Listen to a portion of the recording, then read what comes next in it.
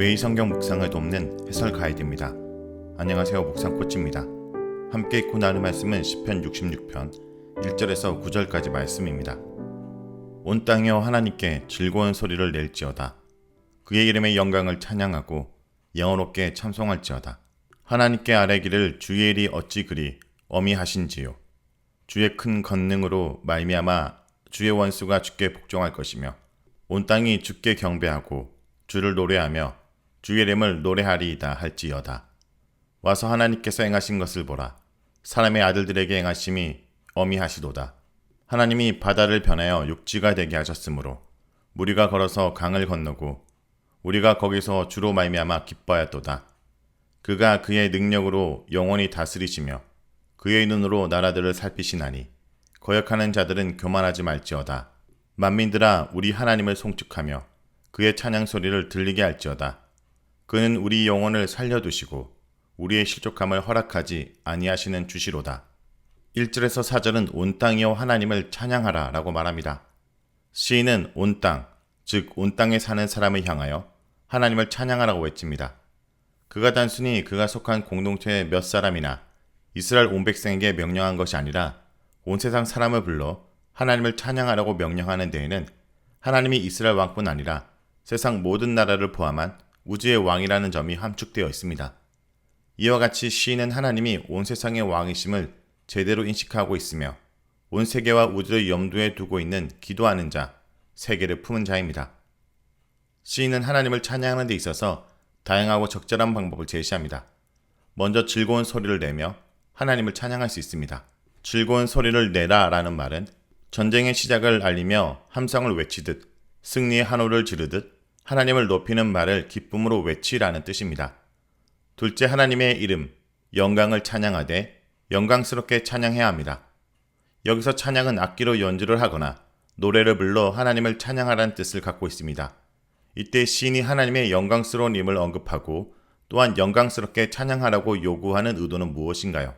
이름이란 그 소유자의 존재와 능력과 성품들을 다 함축하고 있는 단어로서 그가 누구이며 어떤 존재인지를 알려주는 구실을 합니다. 시인은 만민이 그의 초청을 받아들이되 하나님이 누구신지도 모른 채 찬양하기를 바라지 않습니다.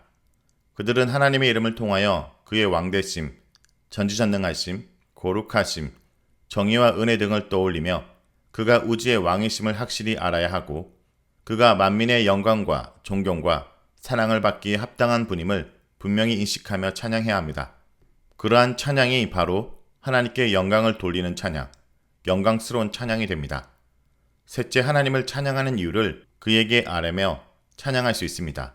여기서 시인은 하나님이 행하신 권능의 놀라운 일과 그의 수반된 결과를 찬양의 이유로 제시합니다. 하나님이 하시는 일들은 그의 이름과 마찬가지로 그의 존재와 능력을 밝히 드러냅니다. 그 결과 사람들은 능력의 하나님 앞에 놀라움과 두려움으로 반응합니다. 하나님께 대항하는 자들도 자기를 높이지 말고 승리의 하나님께 굴복하고 복종해야 합니다. 넷째, 하나님을 경배하며 찬양해야 합니다.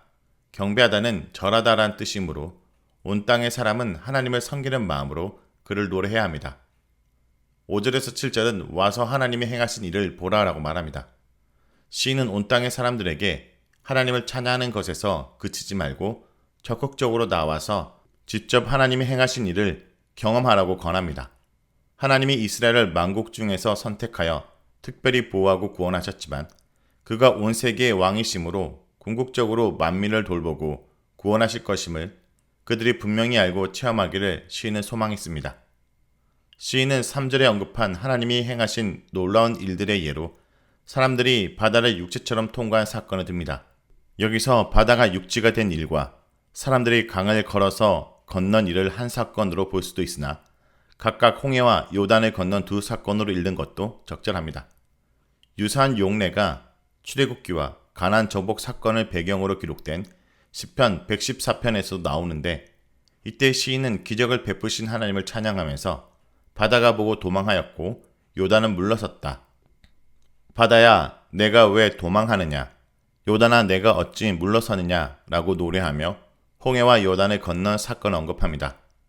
시인이 실제 일어났던 하나님의 행사를 진술하는 주된 목적은 온 땅에 거하는 사람들이 하나님이 어떤 능력을 가지셨는지, 어떤 분인지를 확실히 알아 그분에 대한 확실하고 견고한 믿음을 갖도록 도는 데 있습니다.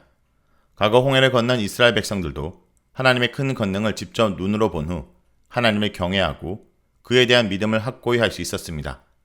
시인과 그의 공동체도 마찬가지로 이 일을 행하신 하나님을 기뻐하며 찬양합니다. 이때 6절은 문자적으로 하나님이 바다를 육지로 변하게 하셨다. 그러므로 강을 그들이 걸어서 걸었다라고 번역되며 그 다음 문장은 우리가 거기서 주로 말미암아 기뻐했다라고 번역되었지만 문자적 번역은 거기서 우리가 그로 말미암아 기뻐하자입니다. 앞의 번역을 따르면 시인과 공동체가 기적 사건을 직접 경험하고 기뻐했다는 의미로 또는 과거의 기적 사건을 기억하며 그 장소에서 기뻐했다라고 이해할 수 있습니다. 뒤에 문자적 번역을 따른다면 시인이 청중에게 과거 기적의 사건을 상기시킴으로써 하나님으로 인해 함께 기뻐하자라고 요청하는 것으로도 읽을 수 있습니다. 어느 번역과 해석이든 여기서 시인이 확실하게 진술하려는 내용은 하나님이 능력과 구원을 베푸셨다는 점과 그 사건을 일으키신 하나님이 시인과 모두의 기쁨이 되신다는 점입니다. 이제 이런 놀라운 사건을 통한 하나님의 찬양은 단순히 이스라엘 백성에게만 국한돼서는 안 됩니다. 온 땅에 사는 사람들도 하나님이 특정한 장소와 시간에 백성에게 행하신 일을 확실히 인정하고 그가 능력의 왕이 되심을 인정해야 합니다. 그리고 하나님의 능력을 직접 체험하여 그도 하나님으로 인해 기쁨을 누릴 수 있어야 됩니다. 하나님이 사람에게 하시는 일 가운데는 인간의 이성과 상식이나 과학을 뛰어넘는 일들이 수없이 많습니다. 하나님은 이 사건들을 통해 하나님의 살아계심과 다스리심과 전능하심을 보여줍니다. 동시에 인애와 정의를 비롯한 하나님의 성품을 드러내십니다. 눈앞에 기적이 일어나고 하나님이 자신이 누군지를 명확히 보여주는데도 그것을 알아채지 못하거나 믿기를 거부하거나 머뭇거린다면 얼마나 안타까운가요? 시인은 하나님의 능력과 왕되심을 인정하지 않고 시인의 초청을 거부하는 자들을 완악하고 고집센 반항자라고 칭합니다. 이런 자들은 하나님이 과거뿐 아니라 지금도 능력으로 세상을 다스리시고 사람들을 살피고 계시며 그의 다스리심이 영원히 계속될 것임을 명심해야 됩니다. 그리고 자기 자신을 높이거나 하나님께 도전하여 반역하기를 그치라는 시인의 경고를 주의 깊게 들어야 합니다. 8절에서 9절은 하나님을 송축하라 라는 내용입니다. 능력의 왕이신 하나님을 송축하며 찬양해야 하는 것은 온 세계 백성의 의무입니다. 시인은 재차 세상 백성들을 향하여 하나님을 찬양하라고 외칩니다. 이번에 시인이 언급하는 하나님의 송축 이유는 그가 생명을 제공하고 주관하는 분이라는 점입니다. 과거 이스라엘 백성과 애국 군대의 생사가 하나님께 달려있듯이 현재와 미래에도 인생의 삶과 죽음이 하나님께 달려 있습니다. 특히 그의 백성이 어려움과 죽음의 위험에 놓여 있을 때 하나님은 그들을 안전하게 보호하고 구원하십니다. 이 하나님은 권위와 능력으로 백성을 강압적으로 눌러 그들로 하여금 억지로 복종하게 만드는 분이 아니라 사랑으로 돌보시는 분입니다. 시인은 하나님이 우리의 실족함, 즉 발이 흔들리는 것을 허락하지 않으신다고 표현하는데 이때 실족함이란 어려움이나 죽음을 의미합니다. 하나님은 우리의 발이 흔들릴 때 도와주시는 정도가 아니라 우리 발이 흔들리도록 내버려 두지 않는 사랑의 마음과 능력과 강한 의지를 이미 소유하고 계신 분입니다. 하나님 덕분에 우리의 생명이 붙어있고 그가 주시는 안정과 보호를 체험하고 있으므로 우리가 하나님을 송축하는 것이 마땅합니다. 여기서도 시인은 하나님의 백성이 누리는 이 특권을 그의 성도만이 아니라 만민이 함께 누리며 하나님을 찬양하기를 고대합니다. 시인처럼 온 세계의 만민이 놀라운 권세와 능력으로 세계를 다스리고 보살피시는 하나님을 체험하고 그를 찬양하는 소리가 울리는 날을 우리도 기대할 수 있습니다. 자, 여기까지가 시편 66편 1절에서 9절까지 말씀입니다. 오늘 말씀을 통해 우리는 무엇을 묵상하고 적용해야 할까요?